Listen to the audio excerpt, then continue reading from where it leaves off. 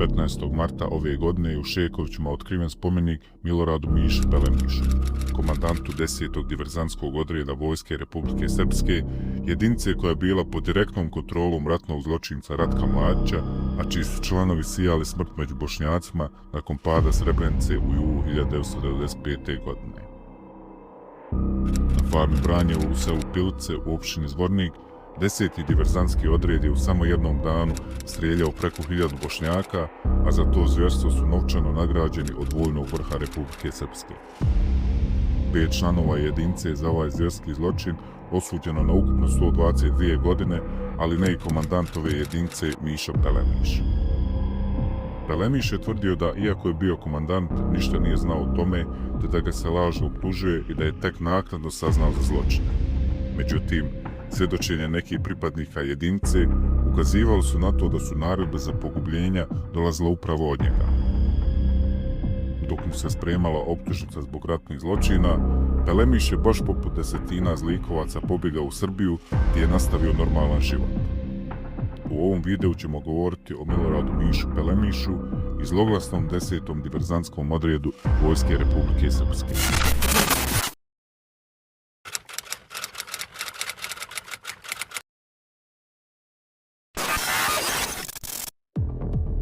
Milorad Mišo Pelemiš potiče iz sela Pelemiši kod Šekovića.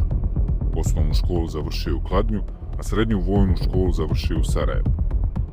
Nakon toga je završio podoficirsku obuku 1983. godine i postao podoficir Jugoslovenske narodne armije, a brzo je raspoređen u vod za protivteroristička dejstva. U JNA je unapređivan sve do čina starijeg vodnika. A onda je došao rat, pa je Pelemiš petokraku na glavi zamijenio kokardom zloglasnog vojvode Momčila Đujića. Tokom agresije na Hrvatsku dešava se njegova faza uspona kao specijalca i diverzanta.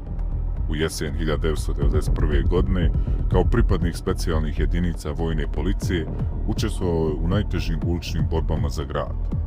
Njegov zadatak su bile diverzantske akcije i čišćenje terena. Osim Vukovara, postoje neke indicije o njegovom prisustvu na pravcima oko Okučana i Pakraca, gdje su djelovale jedinice JNA u pokušaju spajanja koridora, a njegovo iskustvo iz JNA je korišteno za obuku lokalnih srpskih jedinica u tadašnjoj SAO krajini. Ukazom krnjeg predsjedništva SFRJ odlikovan je ordenom za hrabrost. Po izbijanju rata u Bosni i Hercegovini, Pelemiš se vraća u rodno selo, te je na početku sukoba bio prvi komandant jurišnog odreda, jedinice koja je nosila obilježje sa kokardom četničkog vojvode i nekažnjenog ratnog zločinca iz Drugog svjetskog rata Momčila Đujića. Od 10. marta 1993. postaje komandir 3. čete Sarajevsko-romanijskog odreda specijalne policije MUP-a Republike Srpske. Na ovoj poziciji ostaće do juna iste godine. 14. oktobra 1994. formiran je 10. diverzantski odred, a Pelemiš je postavljen za njegovog prvog komandanta sa činom poručnika, kasnije kapetana. Prvu profesionalnu jedinicu Vojske Republike Srpske je lično formirao Ratko Mladić.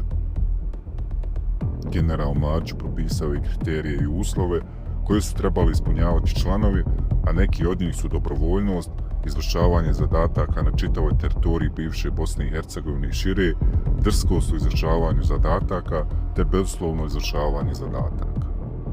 Budući da je bilo riječ o plaćenim ubicama, plata im je isplaćivana po obavljenom zadatku.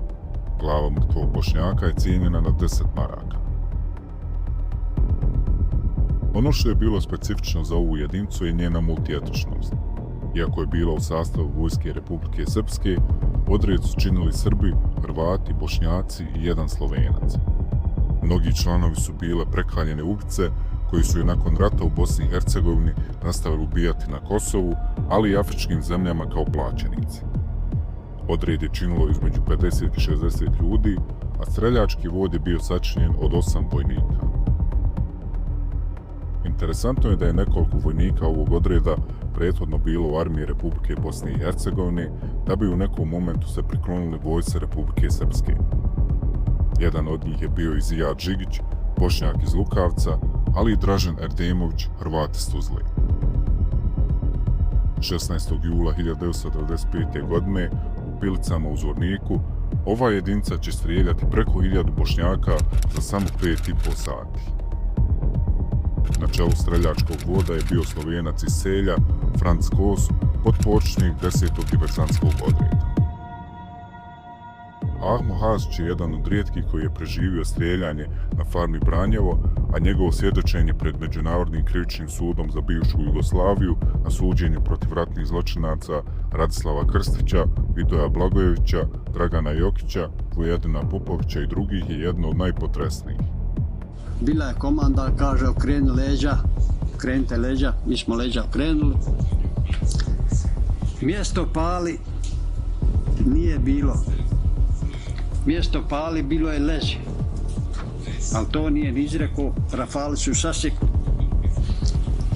Ja sam pao odmah, a tako su pali i ovi momentalno ko rafalka sa svijećem.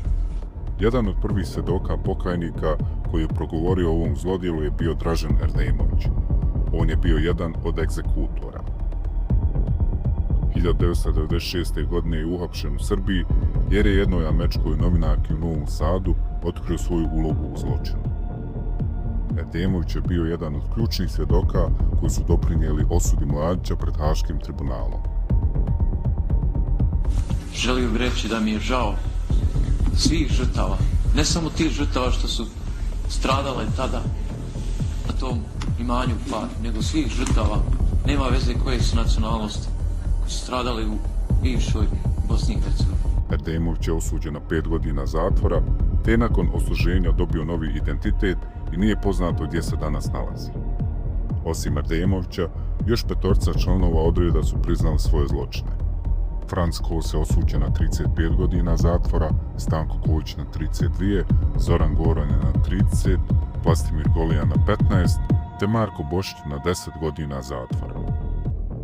Iako je do svoje smrti tvrdio da ništa o ovom zločinu nije znao, prema pisanom dokumentu, Pelemiš će 10. jula 1995. napisati naredbu za izvršenje marša jedinica na relaciji Bijeljina-Vlasenica-Bratunac.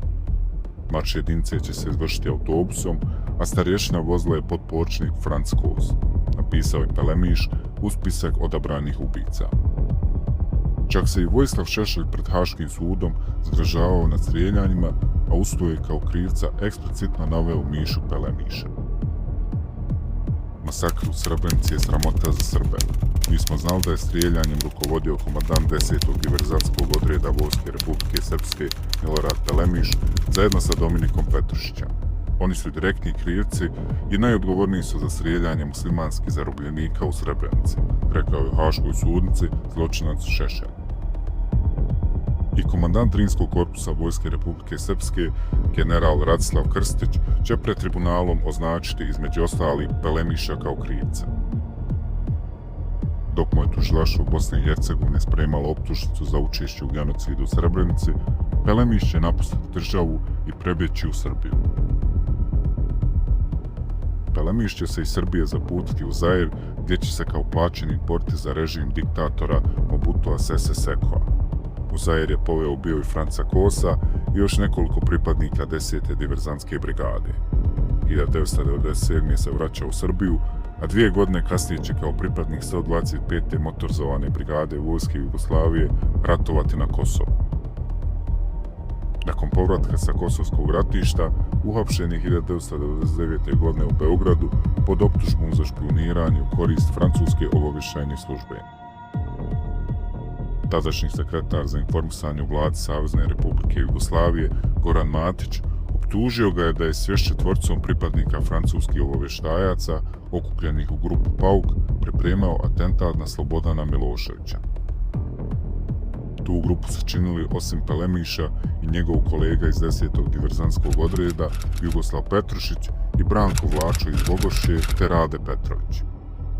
Oni su optuženi da su učestvovali u brojnim likvidacijama na prostorima bivše SFRJ, kao i u Alžiru, gdje su po optužnici ubijali muslimane po nalogu francuske službe bezbjednosti.